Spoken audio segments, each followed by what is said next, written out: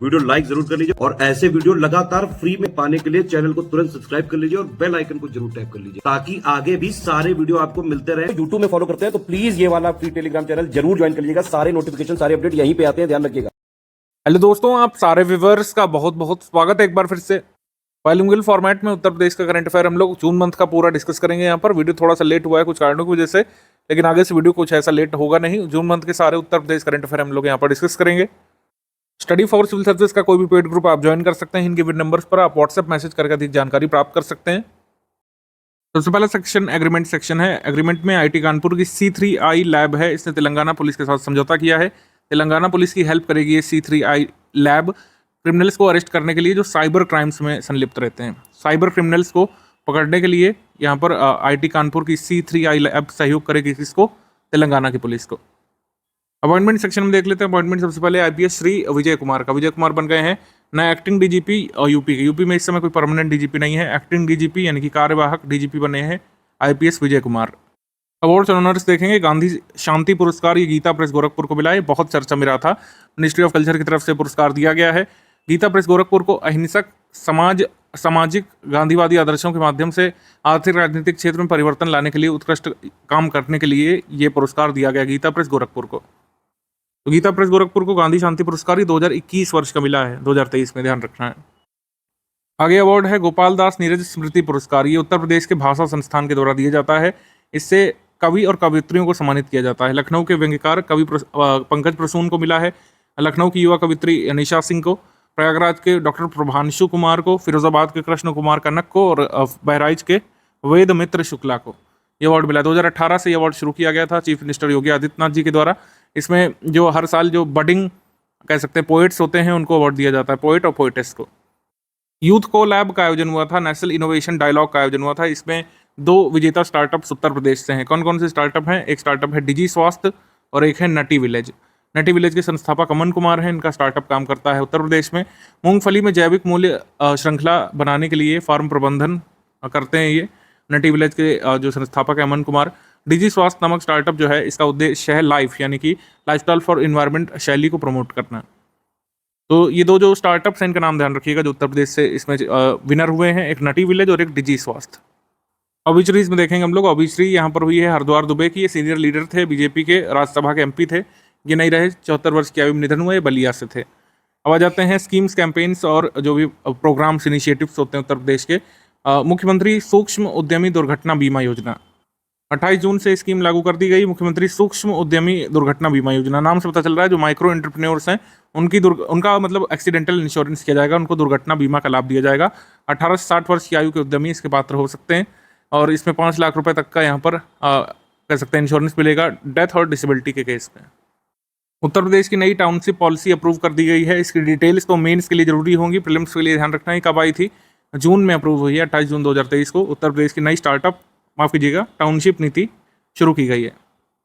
New township establishment policy of Uttar Pradesh has been launched in June 28, 2023। Uttar Pradesh Matribhumi scheme ये चर्चा में है लगातार और ये कोई नई स्कीम नहीं है, इसके बारे में लेखपाल पेपर में भी आया था। तो 2 जून 2023 को मुख्यमंत्री जी ने पंचायती राज विभाग का प्रस्तावित ये मातृभूमि योजना का शुभारंभ कर दिया। इस योजना के तहत 60% धन व्यक्ति को वहन करना होगा, 40% धन और भूमि का जुगाड़ सरकार करेगी। इसके तहत क्या कर सकते हैं आप? मान लीजिए आपका कोई पैतृक गाँव है, ठीक है, वहाँ की पंचायत में आप कोई जो है बैठका बनवा सकते हैं, कोई कमरा बनवा सकते हैं, बारात घर बनवा सकते हैं, कोई नल लगवा सकते हैं, टंकी बनवा सकते हैं, ठीक है, बैठने की बेंचें बनवा सकते हैं, अपने पूर्वजों का नाम उसको दे सकते हैं। लैंड और 40% ग्रांट सरकार देगी, 60% धन आपको खर्च करना पड़ेगा। तो इसी का नाम है मातृभूमि स्कीम कि आप अपने मातृभूमि के लिए कुछ मेमोरेबल करना चाहते हैं, ठीक है। नंद बाबा मिल्क मिशन ये चर्चा में है और उत्तर प्रदेश मेंस में आपको पता है मिल्क वगैरह का प्रोडक्शन भी उससे एसोसिएटेड न्यूज़ पूछी जा सकती है मेंस में, मतलब मेंस में सिलेबस में है और GS 5-6 के सिलेबस में मिल्क वाला फैक्टर। तो ये जो है लाइफ स्टॉक डेवलपमेंट की स्कीम है नंद बाबा मिल्क मिशन। इसका ऑब्जेक्टिव है उत्तर प्रदेश में फार्मर्स की इनकम को इंक्रीज़ करना, मिल्क प्रोड्यूसिंग फार्मर्स को प्रमोट करना, सेल को बढ़ाना मिल्क की। और कुल मिलाकर उत्तर प्रदेश चूँकि ऑलरेडी एक मिल्क सफिशिएंट स्टेट है, मतलब उत्तर प्रदेश में दुग्ध उत्पादन में सेकंड पर है राजस्थान के बाद। उत्तर प्रदेश की गवर्नमेंट ये भी क्लेम करती है कि उत्तर प्रदेश फर्स्ट है in terms of milk production. अपने बजट में उन्होंने लेटेस्ट बजट में कहा था, ठीक है। तो 1000 करोड़ रुपए की योजना के साथ इसको लॉन्च किया गया है नंद बाबा दुग्ध मिशन को। उन्नत नस्ल की स्वदेशी गायों की खरीद में सरकार अनुदान देगी। नस्ल की मतलब अगर कोई इंडिजिनस काऊ खरीदना चाहता है तो उसके लिए ग्रांट सरकार की तरफ से मिलेगा। पशु आहार बनाने वाले को भी यहाँ पर ग्रांट मिलेगा, अनुदान मिलेगा, जो पशु आहार का सृजन करते हैं। एक ग्रीन फील्ड हाईवे अप्रूव हुआ है, अलीगढ़ से पलवल तक ही बनेगा। ठीक है, अलीगढ़ से पलवल तक का ये हाईवे होगा। ये 67 किलोमीटर लंबा होगा और ये ग्रीन फील्ड हाईवे होगा। इससे अलीगढ़ को हरियाणा और एनसीआर से जोड़ने का काम किया जाएगा। कुल मिलाकर के इसको अभी अप्रूवल मिला है, अभी ये बना नहीं, ध्यान रखिएगा। Legal aid defence counselling system यानी कि कानूनी सहायता रक्षा परामर्श प्रणाली उत्तर प्रदेश सरकार ने लागू की है। इसका उद्देश्य है कि उत्तर प्रदेश के जिले और मुख्यालयों में इसको संचालित किया जाए। मुख्य उद्देश्य कानूनी सहायता प्रदान करना जो आपराधिक मामलों में फंसे हुए हैं और जो ज़रूरतमंद है उनको मुफ्त कानूनी सलाह प्रदान करना है। शक्ति दीदी अभियान ये चलाया गया था। कुल मिलाकर मतलब महिला सशक्तिकरण का अभियान है, अवेयरनेस क्रिएट करने का कैंपेन है। गौतम बुद्ध नगर की जो पुलिस कमिश्नर लक्ष्मी सिंह उत्तर प्रदेश की पहली महिला पुलिस कमिश्नर बनी थी, आपको अगर याद हो, तो इन्होंने जो इसको चलाया था, शक्ति दीदी कैंपेन। प्रधानमंत्री फसल बीमा योजना जो है 2025-26 तक अभी जारी रहेगी। तो उसके लिए क्या किया गया, उत्तर प्रदेश में पंचायत स्तर पर कुल 18 फसलों को इसमें बीमित किया जाएगा। ठीक है, 10 खरीफ की, 8 राबी की फसल इसमें शामिल है। इनको प्रधानमंत्री फसल बीमा योजना के तहत शामिल किया जाएगा उत्तर प्रदेश में।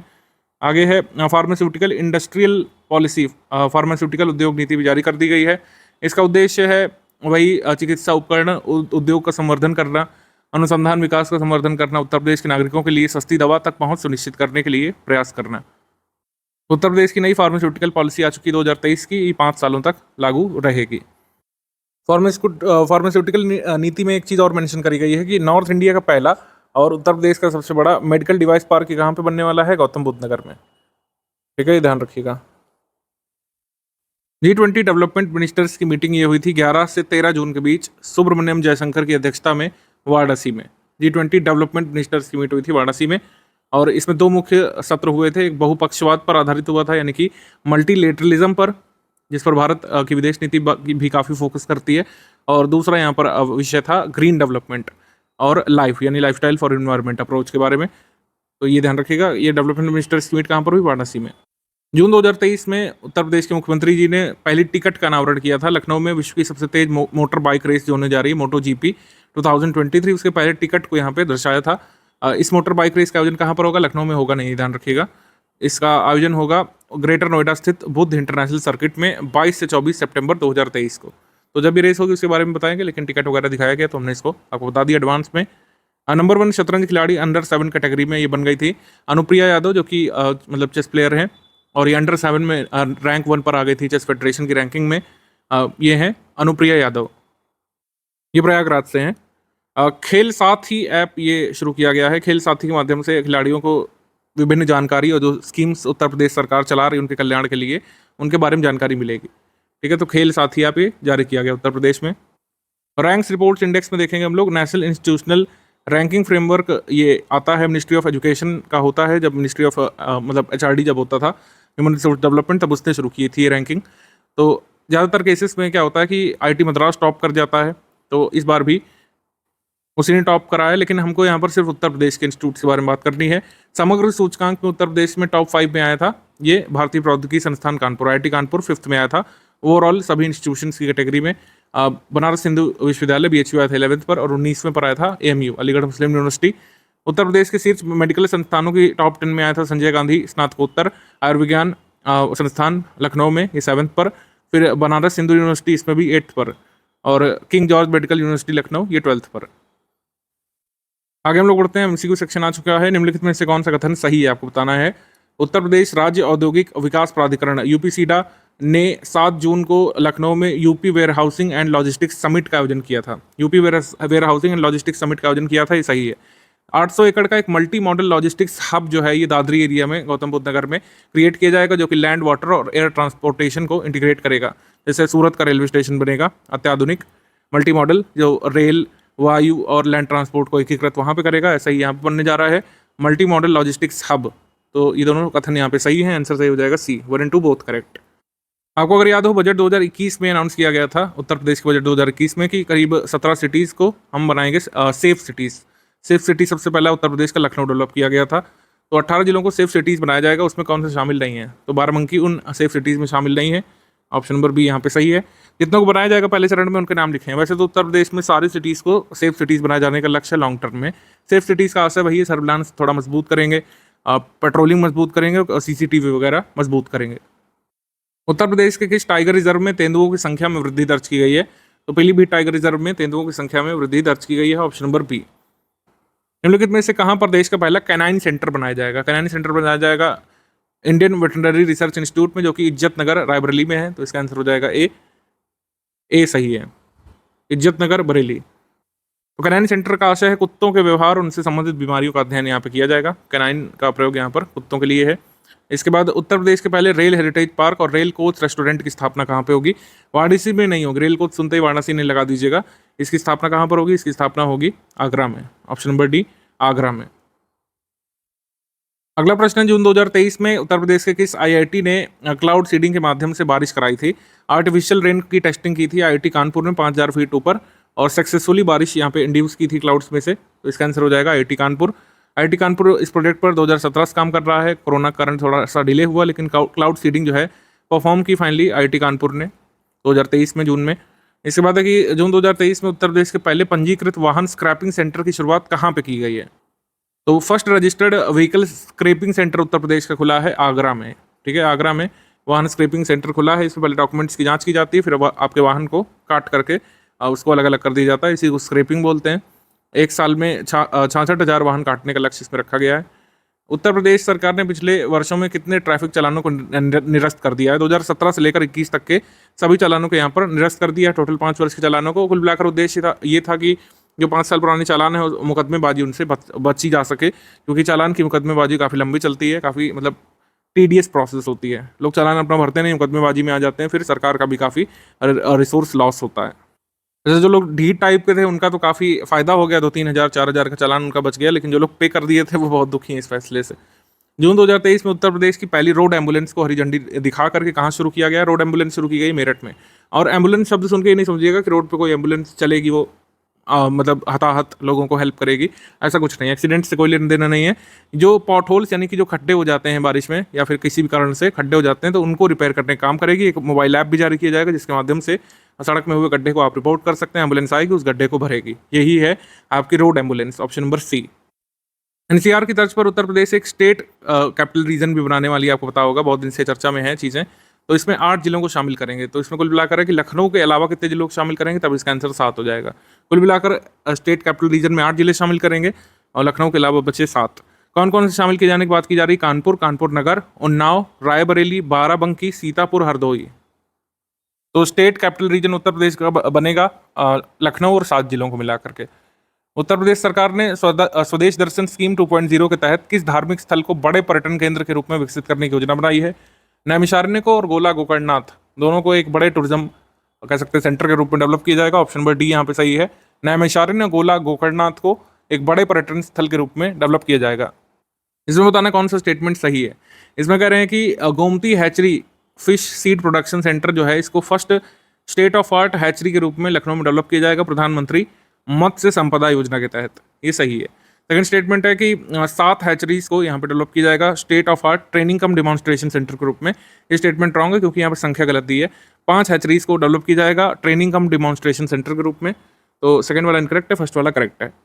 जून 2023 में उत्तर प्रदेश के कितने उत्पादों को चेन्नई स्थित मतलब ये भौगोलिक संकेतक रजिस्ट्री जो है जीआई रजिस्ट्री में शामिल रजिस्टर किया गया है? तो कितने उत्पादों को इसमें शामिल किया गया है? 7 उत्पादों को कुल मिलाकर जून में ही शामिल कर लिया गया। उत्तर प्रदेश के 7 उत्पाद कौन कौन से हैं ये बहुत ज़रूरी है, आगे तक पूछा जाता रहेगा।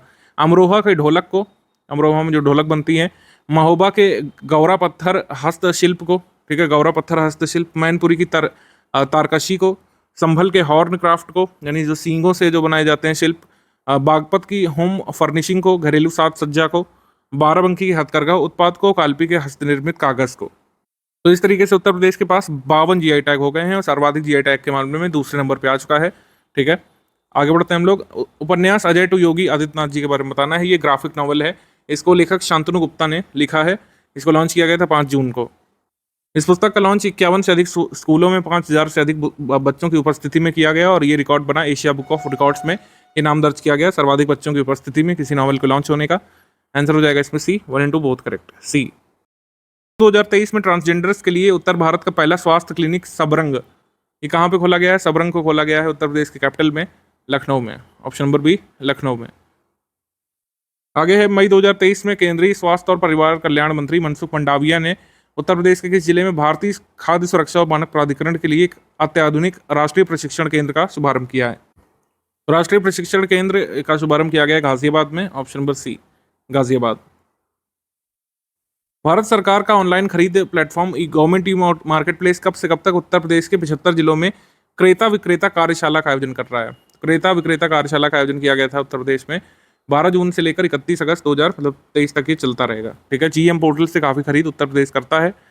उत्तर प्रदेश के मुख्यमंत्री की अध्यक्षता में कैबिनेट बैठक में उत्तर प्रदेश राष्ट्रीय विधि विश्वविद्यालय प्रयागराज का नाम परिवर्तित कर करके किस महान व्यक्ति के नाम पर रखा गया है?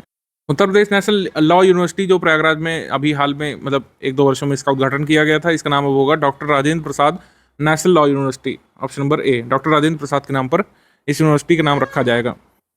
ऐसे ही कुशीनगर जिले में महात्मा बुद्ध कृषि एवं प्रौद्योगिकी विश्वविद्यालय की स्थापना के लिए कहा गया। चित्रकूट के जगत गुरु रामभद्राचार्य दिव्यांग विश्वविद्यालय को अब राजकीय विश्वविद्यालय का दर्जा मिल चुका है, ये डीम्ड नहीं है, अब ये स्टेट यूनिवर्सिटी है।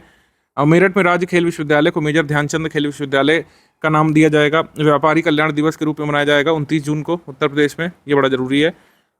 ठीक है, ट्रेडर्स वेलफेयर डे के रूप में मनाया जाएगा व्यापारी कल्याण दिवस। इस बार वन महोत्सव होगा उत्तर प्रदेश में, उसमें 35 करोड़ पौधे लगाए जाने का लक्ष्य रखा गया है। बाकी पावर ऑफ अटर्नी वाला तो आपने पढ़ी लिया होगा, जो लोग रियल एस्टेट में ज़्यादा मतलब रखते हैं इंटरेस्ट, उनके लिए है। वैसे एग्जाम में नहीं आने लायक है। पहले होता था कि मुख्तारनामा जो है पावर ऑफ अटर्नी किसी के भी नाम हो जाती थी, लेकिन अब ब्लड रिलेशन में ही होगी। ठीक है, एकीकृत बागवानी विकास मिशन योजना के अंतर्गत किस जिले में Indo Israel centre of excellence for fruit की स्थापना की जाएगी?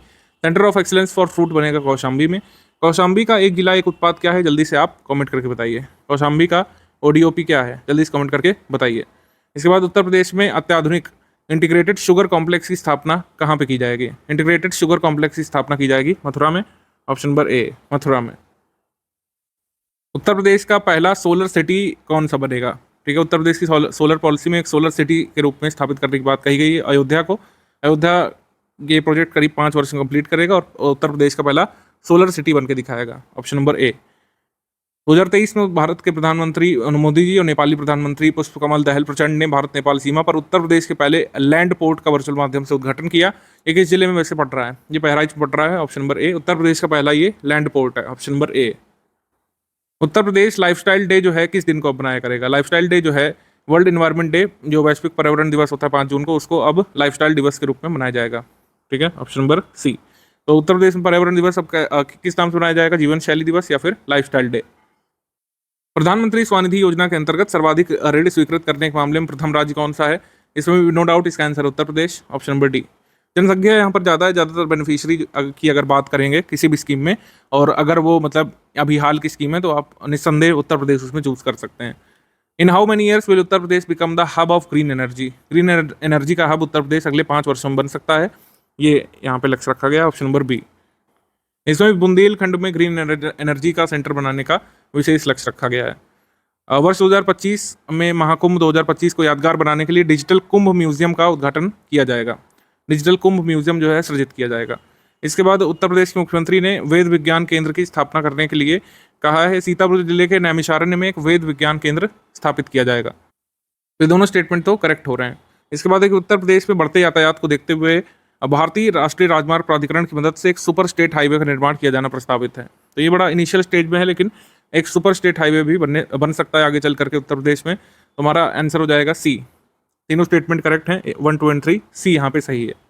मार्च 2023 में उत्तर प्रदेश को अपना पहला आतंकवाद रोधी दस्ता यानी ATS के लिए भारत की पहली महिला एलीट कमांडो यूनिट प्राप्त हुई है। उत्तर प्रदेश को विमेन एलीट कमांडो यूनिट अपने ATS के लिए प्राप्त हुई थी। पहली बार किसी राज्य को मतलब ऐसी विमेन एलीट कमांडो यूनिट मिली थी। First forensic institute of state, Uttar Pradesh state institute of forensic sciences, ये सरोजनी नगर लखनऊ में सेटअप तो बहुत दिन पहले हो गया था, लेकिन इसमें कोर्सेज शुरू करने की बात कही जा रही है। तो हमारा आंसर हो जाएगा सी। 1 और 2 बोथ करेक्ट, सी। अंतिम प्रश्न, महिलाओं को स्वरोजगार देने के उद्देश्य से राष्ट्रीय शहरी आजीविका मिशन के अंतर्गत प्रदेश के सभी नगर निगमों में एक कैफे की शुरुआत की गई है, जहां सस्ता नाश्ता खाना महिलाओं के लिए उपलब्ध होगा। इसको क्या कहा जाएगा? इसको कहा जाएगा Didi cafe. Option number B, Didi cafe. Option number B.